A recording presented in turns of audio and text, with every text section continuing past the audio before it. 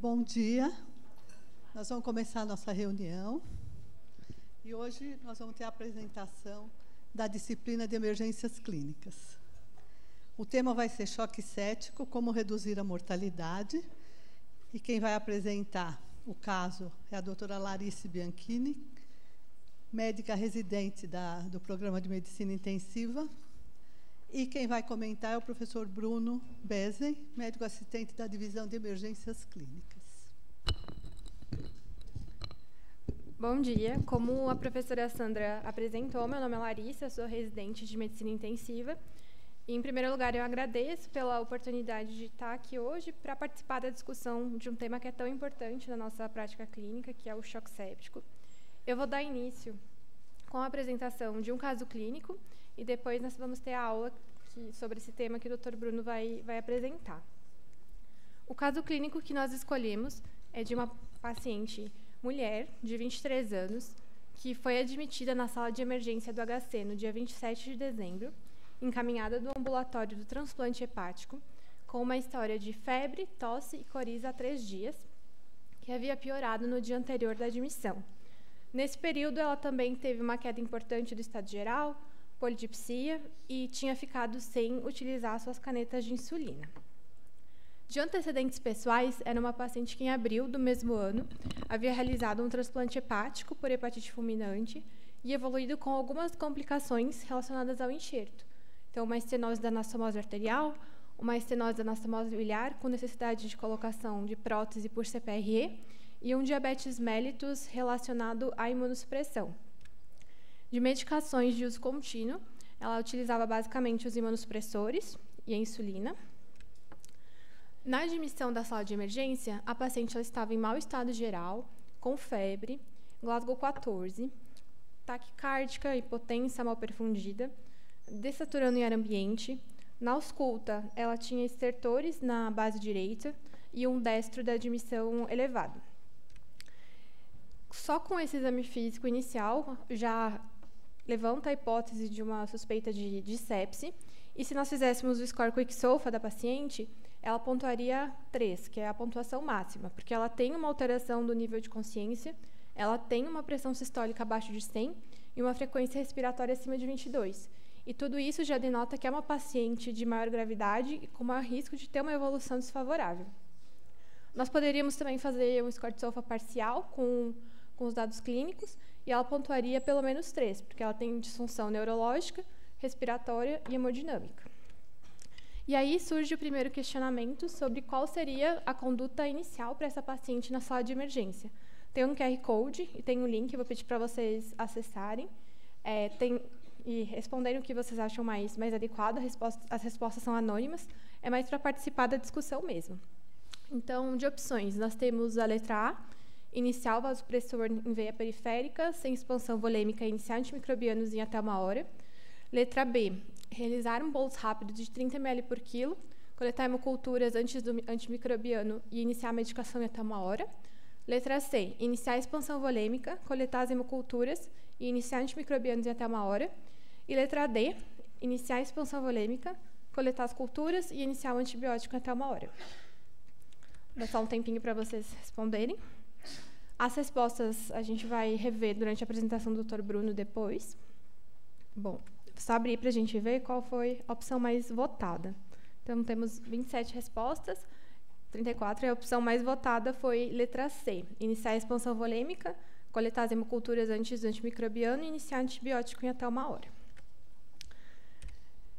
Então, a hipótese inicial foi de uma sepse de foco pulmonar com suspeita de choque, porque a paciente apresentava hipotensão, e a conduta na sala de emergência foi realizar uma expansão volêmica com ringuelactato, coletar culturas, exames e iniciar antibiótico com meropenem e vancomicina. Nos exames laboratoriais iniciais, a paciente ela tinha uma acidemia importante, um bicarbonato de 14, com uma glicose elevada, um lactato de 91. Ela tinha também uma creatinina de 3,6, não apresentava disfunção renal prévia, e uma bilirrubina de 1,52. Nesse momento, se nós recalculássemos o score de SOFA da paciente, pelas disfunções hepática e renal acrescidas, né, a respiratória, a hemodinâmica e neurológica que ela já tinha, ela pontuaria um score de SOFA de 7. Então, reformulando a nossa hipótese diagnóstica com esses exames, era uma paciente que estava internada com uma suspeita de choque séptico de foco pulmonar, em disfunção de múltiplos órgãos, e talvez uma cetoacidose diabética, que foi pensado porque a paciente tinha um bicarbonato baixo com uma glicose elevada. Então, nesse momento, na sala de emergência, foi optado por iniciar uma hidratação contínua, além da bomba de insulina, e ela ainda estava aguardando o resultado da cetonúria que tinha sido solicitada. A segunda pergunta é sobre qual seria a causa da acidemia dessa paciente, baseado nessa gasometria inicial que ela tinha. Então, de novo, tem o QR Code e o link para vocês votarem. De opções temos, letra A, uma cetoacidose lática isolada, B, uma acidose lática com acidose respiratória, C, uma cetoacidose diabética com acidose lática, e D, uma cetoacidose diabética, acidose lática e acidose respiratória. Tempinho para vocês votarem também. Então, a resposta mais votada, por enquanto, foi a letra D, cetoacidose diabética com acidose lática e acidose respiratória. Por volta da meia-noite, a paciente ainda estava na sala de emergência e ela evoluiu com uma piora do nível de consciência, uma hipotensão persistente e insuficiência respiratória aguda. Ela estava saturando 90% com uma máscara não reinalante a 15 litros. Por causa disso, nesse momento, foi optado por realizar a intubação orotraqueal, uma nova expansão volêmica, iniciada droga vasoativa, passado o catéter venoso central e de pressão arterial invasiva. Depois que a paciente foi intubada, quais deveriam ser os ajustes iniciais da ventilação mecânica? Também tem o QR Code para vocês votarem. A gente tem opções diferentes de volume corrente, frequência respiratória, PIP, em combinações entre eles. Foi a letra C, um volume corrente de 6 ml por quilo, frequência respiratória de 35 e uma PIP de 5. E esses, abaixo, foram os parâmetros inicialmente setados. Então, o volume corrente de 300, que era por volta de 6 ml por quilo para paciente, uma frequência respiratória de 25, e essa foi a gasometria inicial pós-intubação. Então, com uma piora da acidemia, um pH de 7,13, mantendo uma acidose metabólica com bicarbonato de 12 e um lactato bastante elevado. Nos momentos subsequentes, a paciente evoluiu com um choque refratário, aumento da necessidade de noradrenalina, foi associada à vasopressina e à hidrocortisona. Pela piora das disfunções respiratória e hemodinâmica, se a gente recalcular o SOFA da paciente nesse momento, seria um SOFA de 12. Esse foi o raio-x pós-intubação, que foi o primeiro exame de imagem da paciente, em que é evidenciado um infiltrado, mais proeminente aqui na base direita mesmo, compatível com o exame físico inicial. A paciente chegou na UTI cerca de 2 da manhã, 2 horas depois de ter sido intubada. Ela ainda estava sedada com midazolam e fentanil.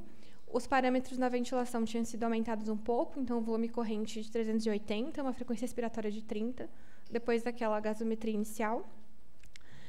Ela estava em uso de noradrenalina, 1,4 micrograma quilo minuto, e vasopressina dose plena, ainda mantendo uma pressão limítrofe com perfusão periférica alterada. Foi realizado um POCUS para o diagnóstico diferencial do choque, em que se percebia que a contratilidade do ventrículo esquerdo nessa janela paraesternal eixo longo estava preservada, então corroborava a hipótese de ser realmente um choque distributivo. A paciente ainda estava em uso da bomba de insulina para controle da desglicemia, tinha tido uma diurese reduzida nas últimas horas e o exame de urina coletado na emergência veio com uma cetonúria negativa. De condutas, foi mantido a sedação em infusão contínua, a insulinoterapia também.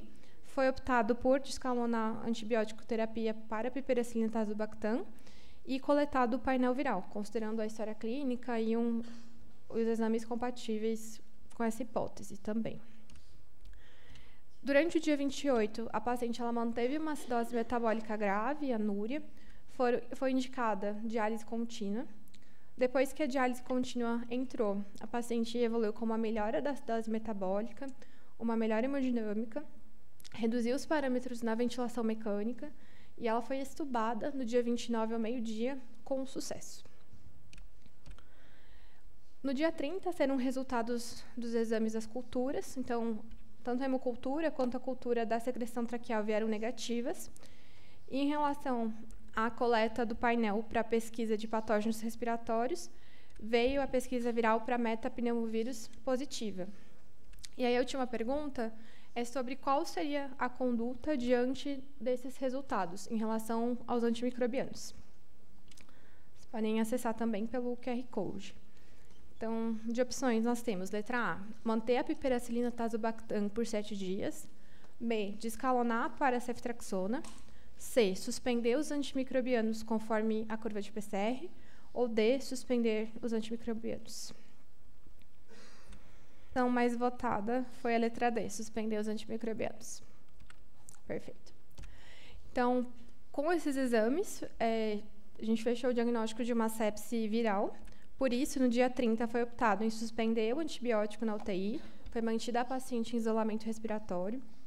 Ao longo do dia, foram desmamadas completamente as drogas vasoativas. O paciente ainda estava em diálise contínua, mas o sistema acabou coagulando e foi optado por manter sem realizar um estímulo com furosemida, qual o paciente respondeu com uma boa diurese. No dia 31, foi reiniciada a imunossupressão, foi ajustada a insulina para a subcutânea, e no dia 2, a paciente foi de alta para a enfermaria. Na enfermaria, ela ainda ficou por 10 dias, porque ela necessitou de uma nova CPRE para realocar a prótese biliar que ela já tinha prévia, e foi de alta no dia 12, sem nenhuma nova infecção ou uso de antimicrobiano na internação. Por fim, de segmento, que a gente tem de últimas informações sobre a paciente, é que ela teve uma reinternação em maio desse ano, por uma nova infecção relacionada a um procedimento de CPRE que ela fez ambulatorialmente, ficou por 7 dias na enfermaria e foi de alta no início de junho para casa novamente, com uma funcionalidade preservada. É isso. Obrigada. Bom dia. Agora eu fiquei com essa difícil tarefa de falar como reduzir a mortalidade no choque séptico, que foi o tema que me foi proposto aí. É um prazer estar aqui com vocês. Agradeço a prestação da professora Sandra e ao Departamento de Clínica Médica aí. Bom, então, nessa aula, o que eu não vou falar é a carga da doença. A gente sabe que sepse e choque séptico são muito prevalentes no nosso cenário e que na realidade brasileira, infelizmente, epidemiologicamente, a mortalidade do paciente com sepse e choque séptico é muito maior do que a gente pode observar fora aqui do Brasil, né? Então, a gente vai tentar trazer os pontos onde nós podemos atuar como médicos no nosso dia a dia. Uma forma de a gente observar isso é entender que existe uma cadeia de sobrevivência. Assim como a gente fala para a ressuscitação cardiopulmonar, para o paciente com parada cardiorrespiratória, a gente pode reconhecer que o choque séptico tem uma fase inicial de reconhecimento, que é fundamental. Então, se eu conseguir reconhecer o paciente enquanto ele está apenas com disfunções orgânicas mais leves, isso é melhor. Eu tenho que instituir um tratamento inicial, eu tenho que oferecer um suporte orgânico adequado, num ambiente apropriado, que é a terapia intensiva para isso. E o nosso foco maior hoje em dia é em evitar iatrogenias, evitar que o nosso tratamento acabe levando a consequências deletérias para o paciente. E fundamental, a gente vai ver que eu tenho que reavaliar e adjudicar o diagnóstico, porque frequentemente no nosso diagnóstico inicial nós podemos errar com frequência e por isso a gente trabalha com um limiar mais baixo para iniciar o antimicrobiano, mas isso deve ser reavaliado posteriormente. E hoje, dentro dessa cadeia de sobrevivência, vem a recuperação do paciente, que é fundamental. Vou trazer um slide no final só para trazer alguns dados a respeito disso. Tá? No nosso caso, a gente apresentou ali o QuickSOFA, que foi algo que surgiu em 2016 com as novas definições de sepse, e o QuickSOFA nada mais é que uma forma simples de identificar 3 disfunções orgânicas clínicas. Então, eu identificar o paciente que está com disfunção neurológica, e aí qualquer alteração de consciência já se encaixaria nisso. O paciente se apresentando com hipotensão, que seria disfunção cardiovascular, pressão sistólica menor ou igual a 100, e a disfunção respiratória. Embora a frequência respiratória não marque só isso, ela também marca a acidose, que foi o que eles identificaram no QuickSOFA como positivo, né? Também vai marcar para a gente a disfunção respiratória. Então, são coisas que clinicamente nós observamos facilmente. Quando o QuickSOFA saiu, ele tinha uma área sobre a curva super boa, 0,85, nas bases de dados onde foi analisado, mas isso não foi replicado posteriormente, tanto em estudos internacionais quanto em estudos com bases brasileiras, o QuickSOFA ele tem uma sensibilidade muito baixa, em torno de 70% para identificar o paciente séptico. Tá? Área sob a curva em torno de 0,8. Então, na prática, ele não é um score que a gente deve aplicar para identificar o paciente séptico, para reconhecimento precoce. Ele vai marcar gravidade, que foi o que a gente observou, nesse caso, uma paciente que se apresentou com os 3 pontos do QuickSOFA positivos. Na prática, como que a gente deve rastrear? Né? Antigamente, nós utilizávamos SIRS, então, 2 critérios de síndrome da resposta inflamatória sistêmica. Isso a gente pode usar na prática, mas o que eu preciso saber é que ele é bastante sensível, uma sensibilidade em torno de 90%, porém pouco específico. A especificidade de SIRS para marcar sepse, ou seja, o paciente com infecção e disfunção orgânica, ameaçadora à vida, ela é em torno de 20% a 25%. Então, na prática, hoje o que é recomendado é utilizar scores que combinam variáveis tanto de SIRS quanto de disfunção orgânica que a gente consegue avaliar clinicamente. E o NIOS-2 é o score mais recomendado hoje. Nós ainda não aplicamos rotineiramente por alguns motivos, mas é o score que hoje deveria ser aplicado na prática. E dentro da UTI, a gente acaba utilizando o delta-SOFA, porque frequentemente o paciente tem muitos sinais vitais alterados, não é adequado a gente utilizar um score baseado em sinais vitais para identificar. Tá? O próximo ponto seria o tratamento inicial. E a campanha de sobrevivência à sepse, ela tem feito recomendações há muito tempo sobre isso, né? E em 2021 a gente teve uma revisão dessa campanha, e hoje o que é recomendado é esse chamado pacote de 1 hora, né? Então, uma vez que eu identifiquei que o paciente tem sepse ou choque séptico, a gente vai medir o lactato inicial, isso é uma recomendação, eu vou comentar um pouco sobre isso, e se esse lactato vier aumentado, eu devo repeti-lo em algum momento posteriormente, em 2 a 4 horas. Eu tenho que coletar as culturas antes de administrar os antimicrobianos. Isso é só para eu não ficar vendido depois no diagnóstico. É fundamental para eu aumentar a minha probabilidade de diagnóstico etiológico. Administrar antimicrobianos dentro da primeira hora. Né? Então, se eu tenho que administrar o antimicrobiano dentro da primeira hora e coletar a cultura antes, a cultura tem que ser coletada em até 1 hora também, né? Tem que ser coletada inicialmente. E aqui eu gosto de falar nos pacientes com suspeita de choque, ou seja, o paciente que chega hipotenso na apresentação, ou que tem esse primeiro lactato elevado, acima de 4 milimol por litro, aqui no HC a gente usa em miligramas de decilítro, seria 36, nesse paciente eu vou começar a ressuscitação volêmica. E a recomendação hoje é começar a ressuscitação na primeira hora. Né? Então a gente tende a fazer 500 ml em bolos rápido e completar 30 ml por quilo, que é essa recomendação, em até 3 horas. E também é recomendado hoje a gente iniciar o vasopressor mais precocemente, eu não esperar a resposta a volume para eu tomar essa decisão. Então, se o paciente chegou muito hipotenso, ou se com essa expansão volêmica inicial ele persistiu hipotenso, eu iniciar o vasopressor precocemente, mesmo em via periférica. E o que eu quero chamar a atenção, essas recomendações todas, ou são recomendações fracas, então, ou seja, na verdade, sugestões, né, baseadas na literatura, ou são boas práticas, né, recomendações de boas práticas, e todas com uma qualidade de evidência baixa. Né? Apesar disso, é o que nós temos de melhor recomendação disponível no momento. E aí eu acho que vale a pena a gente discutir aqui a quantidade de fluidos e também a ressuscitação guiada pelo lactato. Quanto à quantidade de fluidos, nós temos alguns trabalhos, mas o maior que nós temos recentemente é o estudo Clovers, foi publicado ano passado, em que os autores testaram uma estratégia restritiva e liberal de fluidoterapia no paciente com sepse que chegava hipotenso. Né? Nesse estudo, os pacientes, na mediana, eles já tinham recebido 2 litros de fluido antes de serem incluídos. Então, já receberam uma quantidade de fluido razoável antes da inclusão no estudo. Mas eles conseguiram demonstrar uma separação. Aqui, o grupo restritivo recebeu só uma expansão volêmica a mais, na mediana. O grupo liberal recebeu quase 5 expansões volêmicas a mais. E o grupo restritivo usou mais vasopressor, 59%, versus 37% no grupo liberal. E os desfechos foram muito semelhantes, tá? Entre você fazer uma expansão volêmica restritiva, então mortalidade de 14% versus 15%. Mas como vocês estão vendo, essa aqui é uma mortalidade de sepse. Tá? Mortalidade de choque séptico seria em torno de 40%. Tá? Então a população que foi incluída no estudo era mais o paciente que chegava hipotenso, mas que provavelmente não tinha um lactato tão elevado inicialmente. Dito isso, então, aparentemente, não faz tanta diferença. O que não está nos achados principais desse estudo, está só nos suplementos, são os eventos adversos.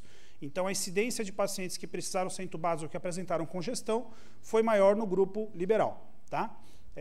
Como aconteceu aqui com a nossa paciente. O outro ponto é a ressuscitação guiada pelo lactato. Né? Essa é uma recomendação antiga. Na versão anterior da campanha de sobrevivência à sepse, era uma recomendação forte. Isso foi mudado com base num estudo que eu vou mostrar a seguir.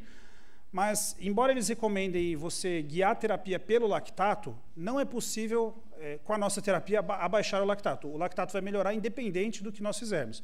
Nesse estudo que foi o Lactate, que ele até usou o lactato como ferramenta para guiar a terapêutica, ele não foi estatisticamente significante, né? Juntando em meta-análise com outros estudos, acaba demonstrando um potencial benefício da estratégia guiada pelo lactato, mas é importante a gente lembrar isso aqui. O lactato, independente do grupo a que o paciente foi alocado nesse estudo, ele teve uma queda muito semelhante entre ambos os grupos. Tá? Então, o lactato eu não devo interpretar como algo que eu vou intervir para reduzir, mas se ele não estiver melhorando, tem algo de errado acontecendo com o meu paciente, e essa é a interpretação que a gente pode ter na prática.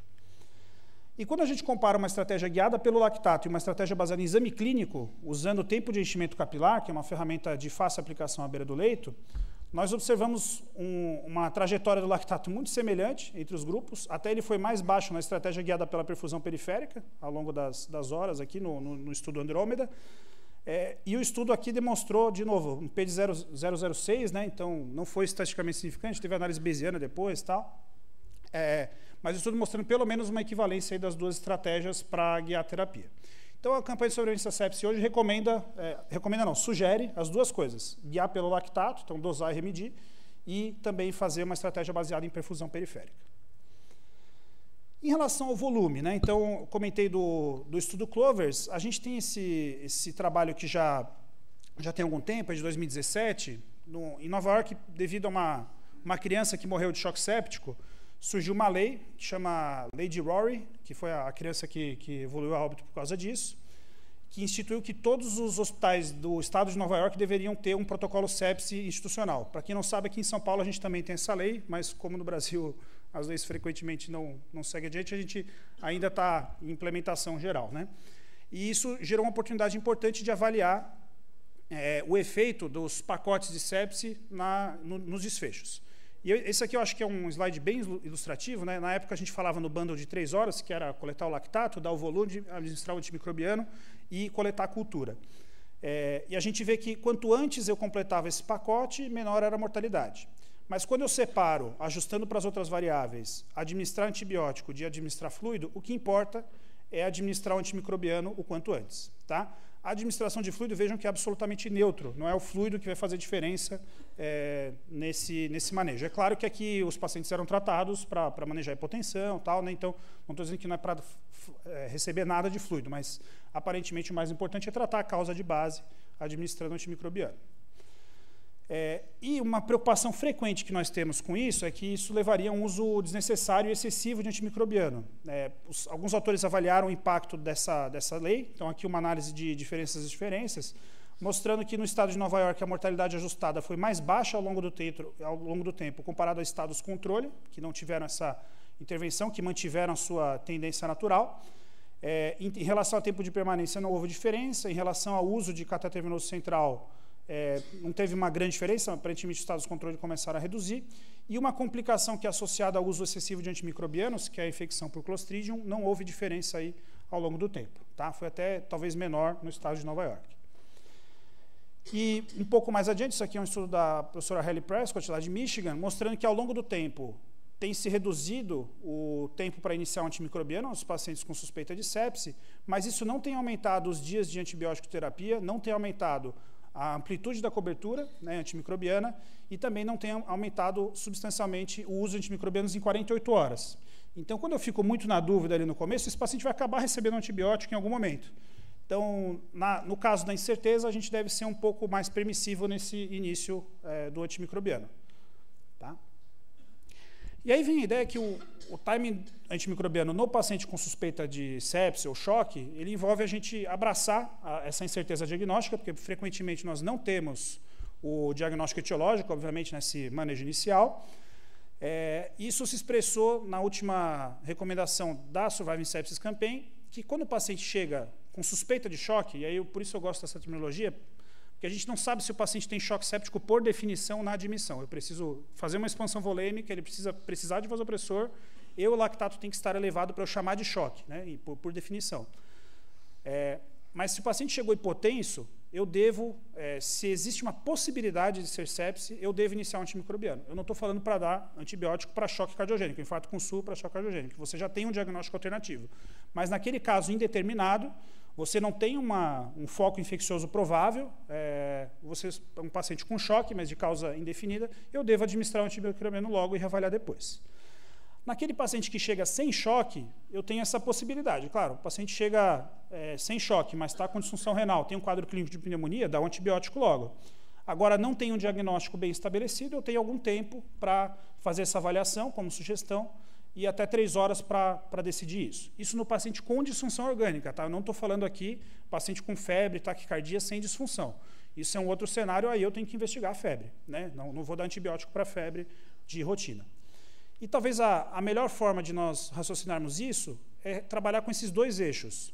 Um eixo de gravidade da doença, né? E um eixo de probabilidade de infecção bacteriana. Então, quanto maior a minha probabilidade de infecção bacteriana e quanto maior o meu risco, eu vou ser mais agressivo, né, no antibiótico. Na verdade, é o contrário aqui, né? Tá? Se eu tenho uma baixa probabilidade de ser infecção bacteriana, o paciente não tem disfunção orgânica, não tem nada que marque a gravidade dele, eu posso ser mais permissivo e investigar mais ativamente uma infecção bacteriana. Tá? Então, respondendo lá a primeira pergunta, qual era a conduta inicial? Então, não havia contraindicação à expansão volêmica inicialmente, então não tem por que iniciar o vasopressor sem expandir. A fluidoterapia pode ser feita em até 3 horas, então a gente não deve fazer 30 ml por quilo sem fazer alguma reavaliação entre uma primeira expansão e subsequentemente. E por último, o paciente tinha suspeita de choque, então eu tinha que dar antibiótico terapia até 1 hora. Tá? No nosso caso, o paciente então recebeu volume, não respondeu, iniciou vasopressor e acabou sendo entubada. Né? Então, a gente chega no cenário que é o paciente que não responde bem à expansão volêmica inicial e um vasopressor em dose baixa, que é a noradrenalina, nossa droga de escolha hoje. Então, eu reconheço isso, aquele paciente que mantém hipotensão apesar dessa dose baixa de noradrenalina, ou o paciente que mantém ou hiperlactatemia importante, que era o caso dela, ou uma perfusão persistente apesar do manejo inicial. Então, nesse caso, eu devo fazer uma avaliação mais pormenorizada, se é que eu já não deveria ter feito antes. Né? Mas o primeiro ponto é assegurar que não tem um foco fechado. Frequentemente a gente trata com antibiótico com foco fechado que não vai ser resolvido só com tratamento clínico. Eu tenho que fazer uma reavaliação hemodinâmica, e aí o Echo Point of Care é essencial, como foi feito no caso, ter dados adicionais hemodinâmicos, no caso pelo menos uma pressão arterial invasiva, e avaliar a necessidade de mais fluidos. E além disso, eu tenho que considerar, nada disso aqui é prescritivo, vai depender da minha avaliação. Então, se eu ficar com um diagnóstico mais de um choque distributivo hiperdinâmico, a gente vai acabar associando a vasopressina. A hidrocortisona, como regra geral, ela entra aqui, ela também é uma sugestão, não é uma recomendação forte, né, pelas últimas meta-análises. E a dobutamina, eventualmente, se o paciente tiver uma disfunção ventricular identificada na avaliação hemodinâmica. Tá? A mortalidade no paciente nessa situação, como regra geral, na média, é acima de 50%. Então, por isso que a gente tem que ser mais agressivo aqui na identificação e no tratamento. Aqui são as últimas recomendações, né? Então, o que tem duas exclamações são recomendações fortes, tá? E o que tem uma exclamação são sugestões, ou seja, a qualidade de evidência mais fraca. Então, uso de noradrenalina como primeira escolha, atingir uma PAM-alvo de 65. Sugestões, considerar monitorizar a pressão invasiva, iniciar o vasopressor em via periférica, já é uma prática bem difundida aqui no nosso meio, associar a vasopressina, também bem difundido, e no paciente com disfunção miocárdica associada à hipoperfusão, considerar associado a butamina ou trocar por adrenalina. Tá? Para quem gosta de fluxograma, esse aqui é de 2015, mas ainda é válido para a gente, publicado no JAMA. Então, tudo começa lá com reconhecimento então, do paciente com suspeita de choque séptico. Né? Eu vou ter o meu manejo inicial, medir o lactato, etc. Eu vou ter meu manejo infeccioso. O paciente não responde bem, eu vou ver se ele é refratário a volume, iniciar o vasopressor, remedir o lactato, e se ele é refratário a volume vasopressor, então avaliar o tratamento do choque refratário. Tá? Então, resumindo esse manejo inicial, para quem gosta de caixinhas, né? Então a gente tem a caixinha da infecção, que é independente da hipotensão do lactato elevado, eu vou coletar hemoculturas.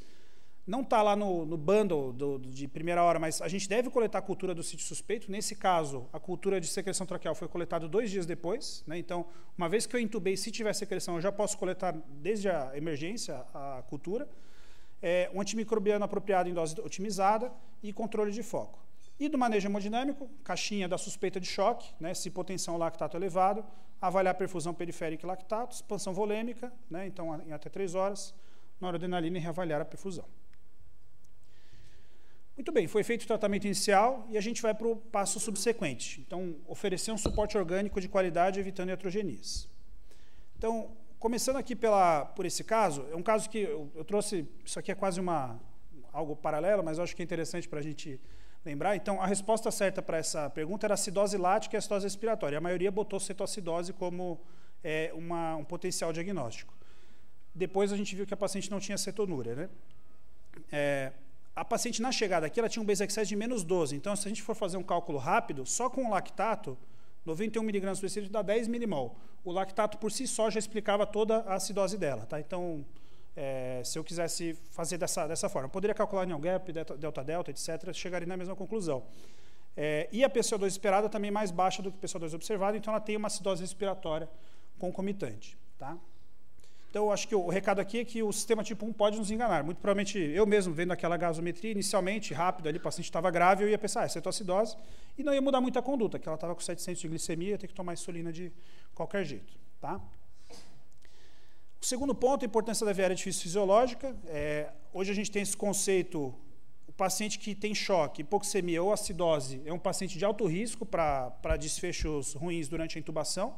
Esses aqui são dados do Ian, aqui, nosso colega, que fez o estudo Barco na tese de doutorado dele.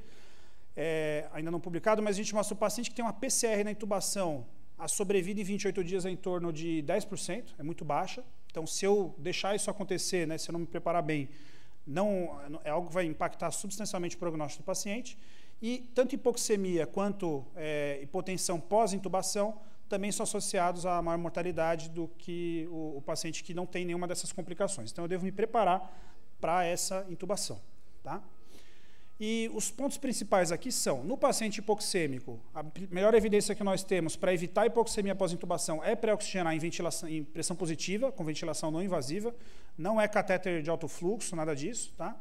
Isso aqui é um estudo publicado recentemente, né, mostrando uma redução assim, pela metade, né, da incidência de hipoxemia durante a intubação quando eu uso ventilação não invasiva. E lembrar que, para prevenir hipotensão e colapso cardiovascular, expansão volêmica não tem efeito. Tá? Isso aqui são 2 estudos pragmáticos do grupo lá da Vanderbilt.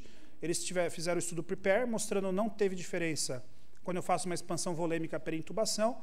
Nesse estudo, eles viram, numa análise subgrupo, um potencial benefício do fluido nos pacientes com pressão positiva, e depois eles replicaram o estudo demonstrando não haver benefício em nenhuma das situações. Tá? Então, se eu quiser evitar hipotensão, o paciente está chocado, não está legal, eu tenho que iniciar vasopressor antes de intubar. Tá? A gente não tem outros estudos, além disso, bem descritos no momento. E aí, em relação à acidose. A acidose é um outro problema. Sempre que a gente vai intubar um paciente com acidose metabólica grave, a minha preocupação deve ser como que o paciente estava se compensando antes de ser intubado. Tá? Se vocês forem lerem o último guideline de ventilação protetora, a ventilação protetora é 4 a 8 ml por quilo. Quando eu for intubar um paciente com acidose, eu devo evitar setar como parâmetro inicial 6 ml por quilo, porque eu coloco o paciente em risco de acidemia grave. Tá? No caso em questão, a gente mexeu ali com os dados ventilatórios iniciais, a gente nem lembra exatamente quanto que era, mas mais para a gente fomentar a discussão mesmo.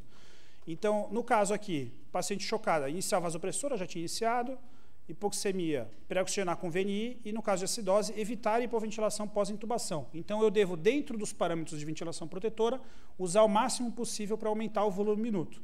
No caso aqui, iniciando a ventilação com 8 ml por quilo, deixando uma frequência respiratória mais alta, 30, 35, e uma PIP baixa pelo choque. Era uma paciente que estava chocada, eu não ia botar uma PIP mais alta inicialmente. Tá? E, subsequente, eu vou reavaliar e vou ajustando isso conforme os parâmetros gasométricos. Tá?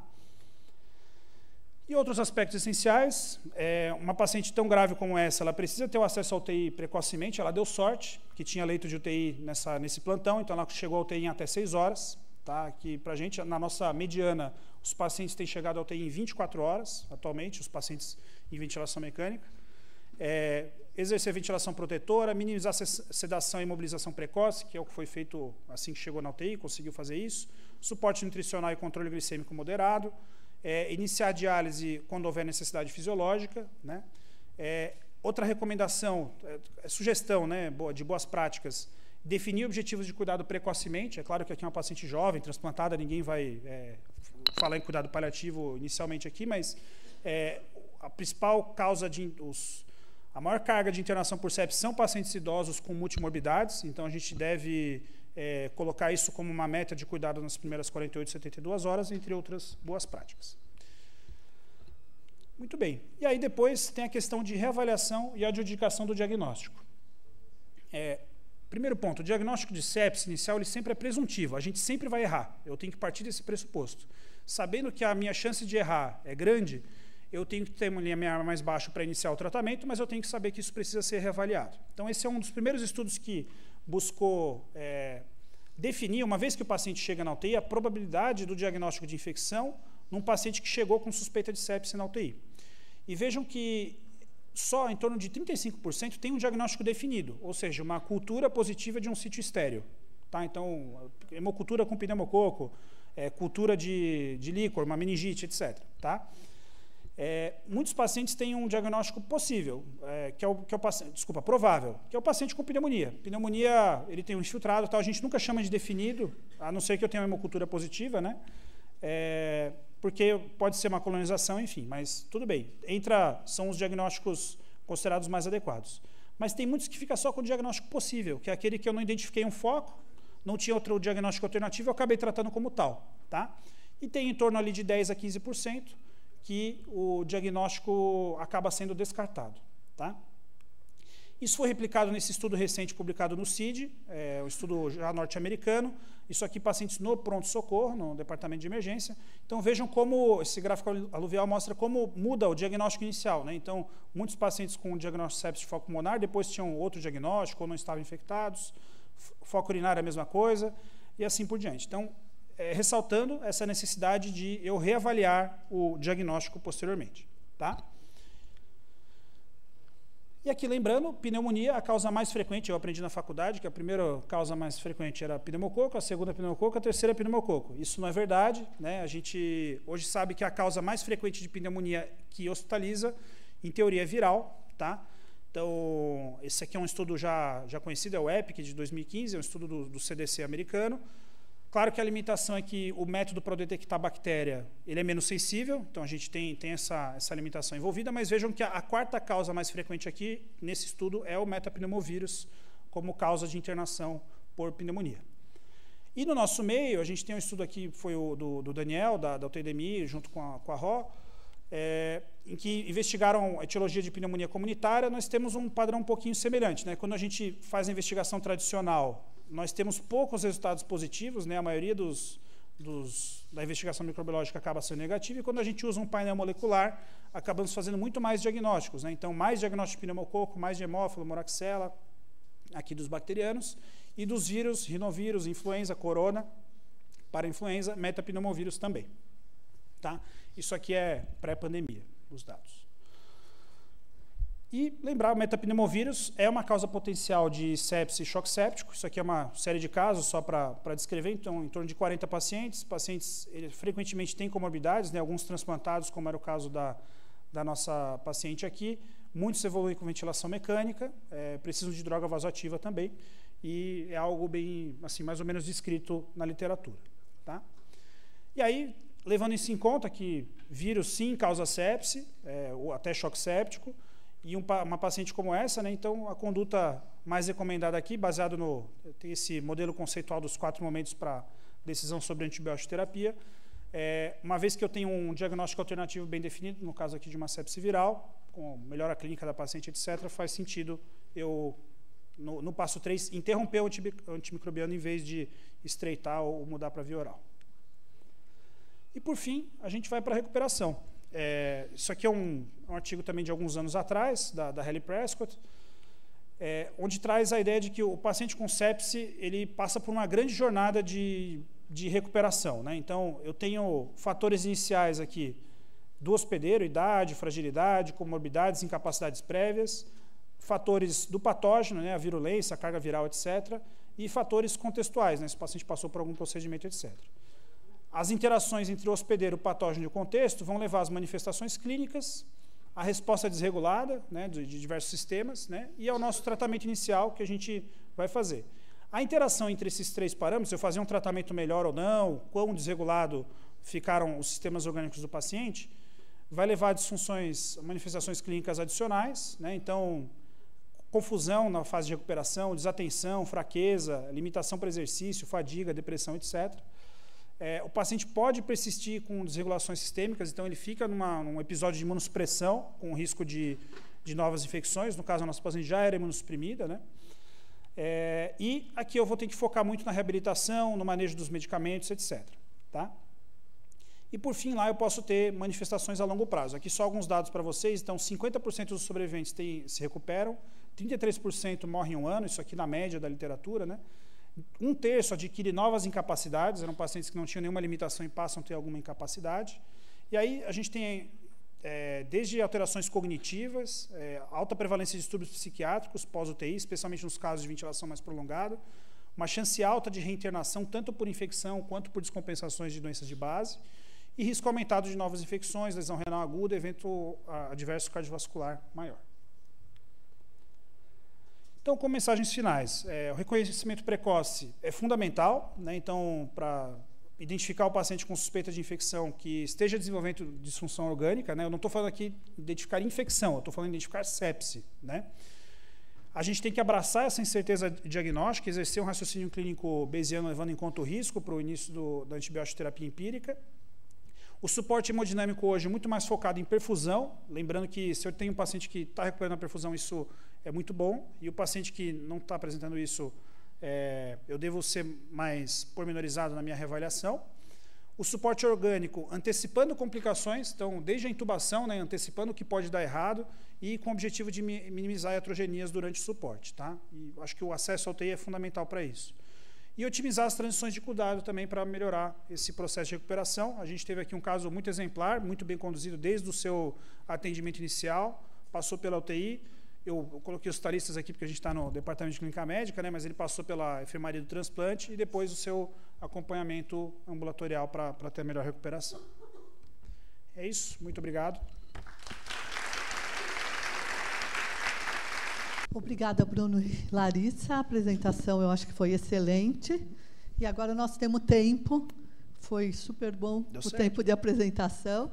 Então, nós temos tempo para perguntas. E acho que todo mundo deve ter perguntas, porque realmente essa área permeia todas as especialidades. Então, vamos começar com alguma pergunta. Ninguém se anima? Ah! Obrigada pela apresentação excelente. Bom dia a todos. Eu queria que você comentasse um pouco, eu como endocrinologista, sobre a hidrocortisona. Qual que é o papel da hidrocortisona, o mecanismo de ação da hidrocortisona no choque? Bom, a professora me botou aqui em uma situação peculiar, né? Para responder a professora Berenice. Professora, assim, isso já tem... Foram feitos vários estudos, né? Então, os estudos em choque séptico, que usam uma população que o risco de morte era mais alto, eles acabaram demonstrando o benefício da hidrocortisona. Mas, em meta-análise, hoje, juntando todos os estudos de melhor qualidade, o efeito em mortalidade ele é neutro, mas a recuperação é acelerada. Então, o paciente desmama a droga vasoativa mais rápido, ele sai do ventilador um pouco mais rápido, então acabou ficando essa sugestão para o paciente com choque refratário, aquele paciente que a mortalidade é mais alta mesmo. O mecanismo de ação que se suspeita é que aumenta a reatividade do receptor, do receptor adrenérgico ao administrar a hidrocortisona, você aumenta a expressão dos receptores adrenérgicos para você ter um melhor efeito no uso do vasopressor. Tem a controvérsia ainda se faz sentido a gente associar a fludrocortisona. Eu, pessoalmente, eu não vejo muito sentido fisiopatológico, porque a hidrocortisona vai ter o efeito mineralocorticoide, né? Mas isso é descrito. E a outra, a Grit Vandenberg também ela estudou isso, ela viu que talvez a dose que a gente dá é mais alta do que o necessário, por uma questão do metabolismo do corticoide no manejo do paciente séptico, né? Que talvez ele mantenha um nível adequado do corticoide por isso. Então, é difícil saber onde está, acho que são tantas vias que vêm junto, mas hoje fica como sugestão só, não é uma recomendação forte, então se você não der, você não está fazendo nada de absolutamente errado, corticoide, ainda mais uma paciente como essa, né, que veio com uma emergência hipoglicêmica associada. Mas é isso, não sei se a professora tiver alguma outra sugestão. Não, eu acho importante esse comentário. Por exemplo, se você pegar um paciente com uma crise addisoniana aguda, chocado, você dá 100 mg de hidrocortisona, ele levanta na hora, né, mostrando que é um efeito realmente de vasopressão, de resposta à adrenalina na musculatura vascular, e que isso é uma coisa que acontece às vezes no choque, que você deixa de ter resposta, você precisa de mais corticoide, né? E essa importância, eu concordo com você, acho que o fluidocortisona não faz nada em relação à ação glicocorticoide, né? Nem tem ação glicocorticoide, mas eu acho importante. Eu queria também te fazer outra pergunta do primeiro estudo que você mostrou do New England. Eles dosaram lactato naquele primeiro estudo? Aquele de fluido? É. Eles dosaram, mas nem todos tinham lactato alto na admissão. Eles tinham... assim, o critério de inclusão era hipotensão. Né? Aquele de fluido, né? Isso, perfeito. Obrigada. Mais alguma pergunta? Ninguém se anima? Ninguém tem dúvidas com tantas especialidades e residentes? Bom dia. Nos locais de menor suporte, qual o papel, o que a gente pode usar assim, de parâmetro microhemodinâmico? Faz alguma diferença nos locais que a gente não tem uma monitorização um pouco mais refinada? Mas você está falando, não tem nem um agaso? Tem um agaso, tem uma saturação venosa central e um duto CO2. Isso você quer dizer, não tem eco, essas coisas? Isso. Eu acho que, assim, Luiz, na prática, a maioria dos pacientes a gente vai resolver no manejo inicial, né? Aqui a gente pegou um caso, obviamente, que teve uma evolução mais grave para apresentar, mas eu acho que mais do que o eco, etc., a gente se preocupar e tentar antecipar os problemas que podem acontecer. Então, eu acho que aqui o conceito da viária fisiológica é fundamental. Eu acho que muito paciente morre por aí em UPA porque a pessoa não consegue se preparar para fazer uma intubação segura, tá? E a gente nem sabe desses casos, né? E secundariamente a isso, num paciente assim, se ele tem uma má perfusão super grave, né? Ele está lá com livedo, etc., talvez você associe um inotrópico junto e aí eu daria adrenalina, entendeu? Porque é o que é inotrópico e vasopressor ao mesmo tempo, não daria dobuta talvez, mas eu acho que aí cada um pode selecionar como julgar mais adequado, entendeu? Mas realmente me incomoda dar um inotrópico sem ver que eu tenho uma disfunção miocárdica. Dar só baseado em SVO2, só baseado em gap de CO2, que nesse caso aqui estaria alterado, tá? Se a gente fizesse um gap de CO2, porque o paciente com sepse tem uma produção de CO2 aumentada, você vai encontrar esse tipo de alteração muito provavelmente. Tá? Não sei se eu respondi, mas essa é a ideia.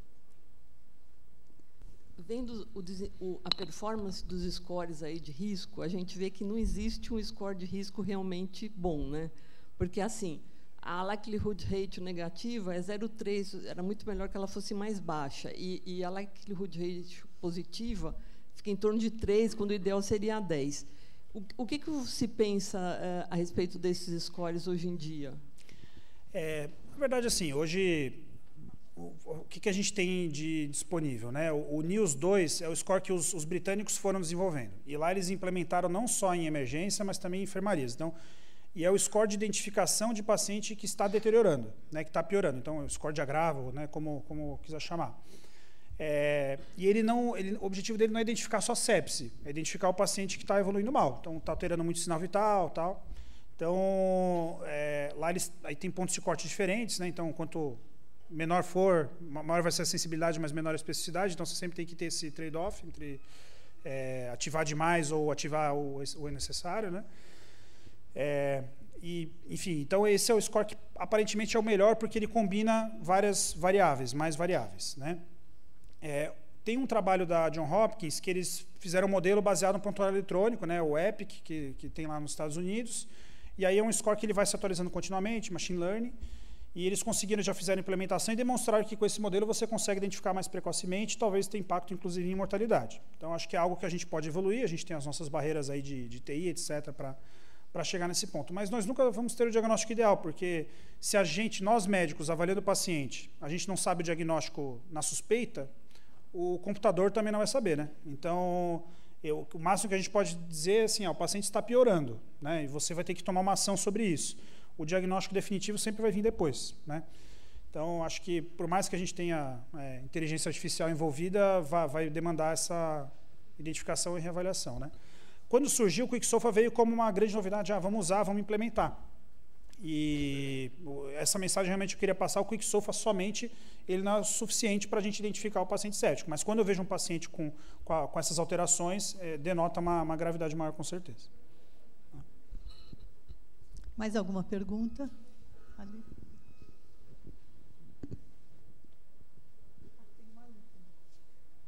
Obrigado pela apresentação, professor.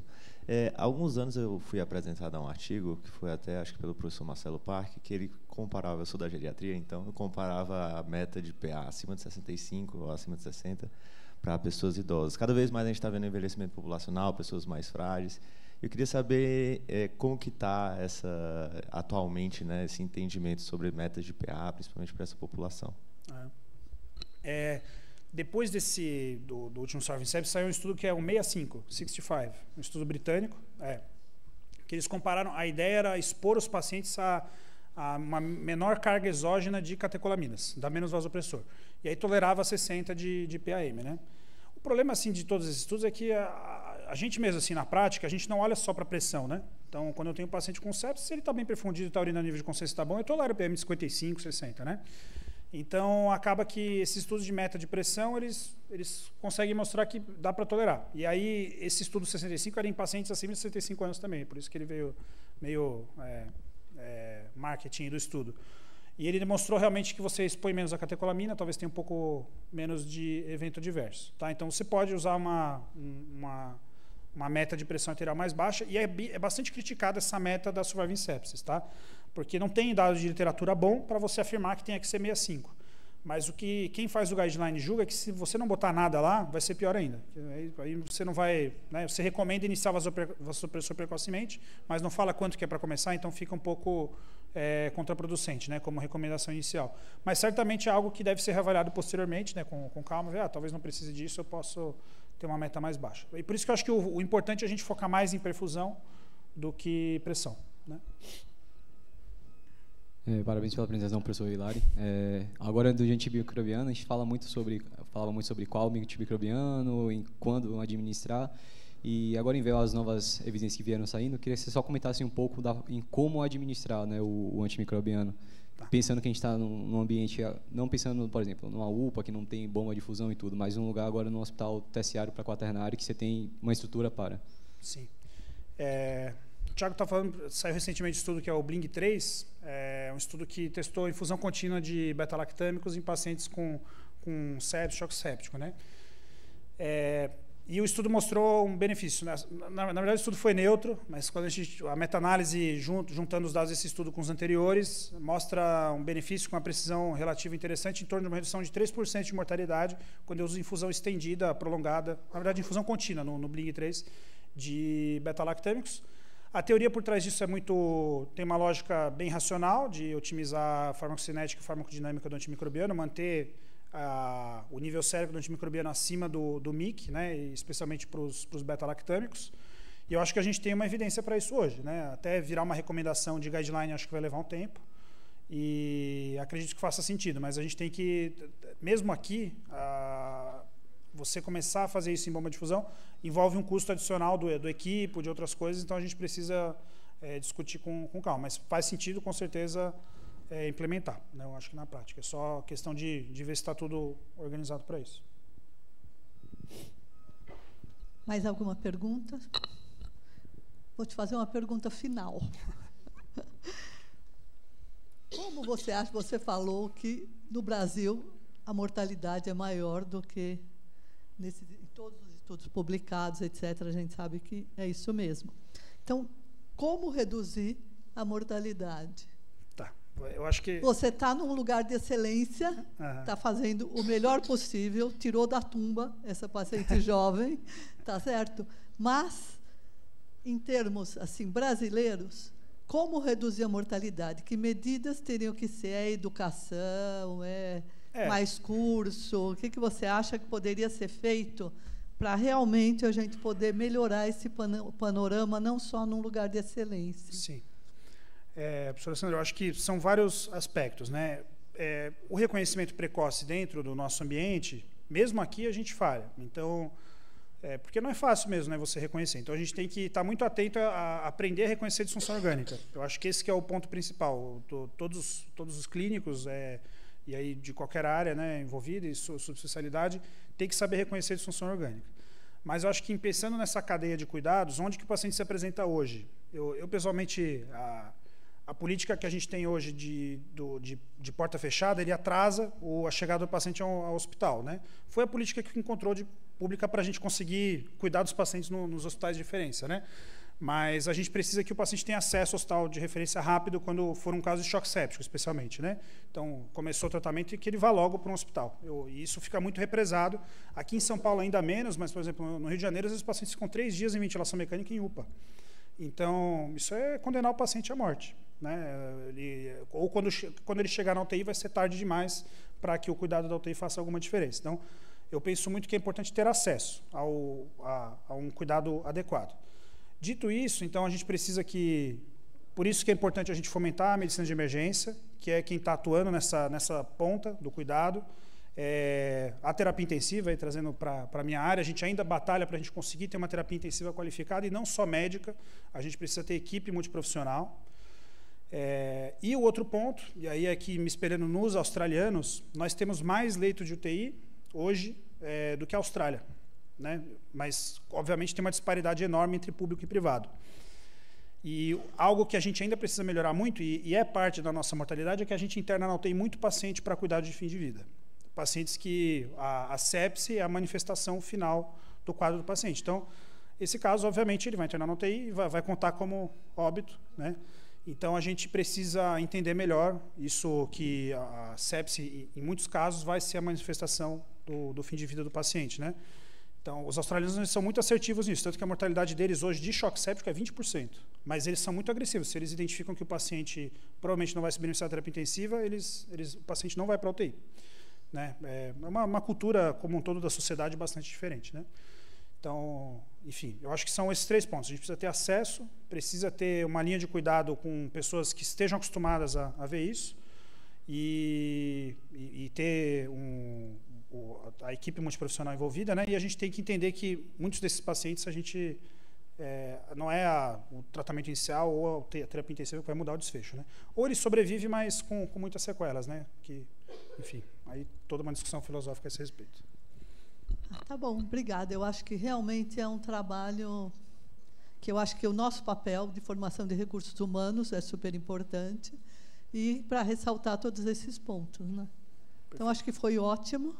Agradeço a participação de vocês e a participação de todo mundo aqui da plateia. Bom dia.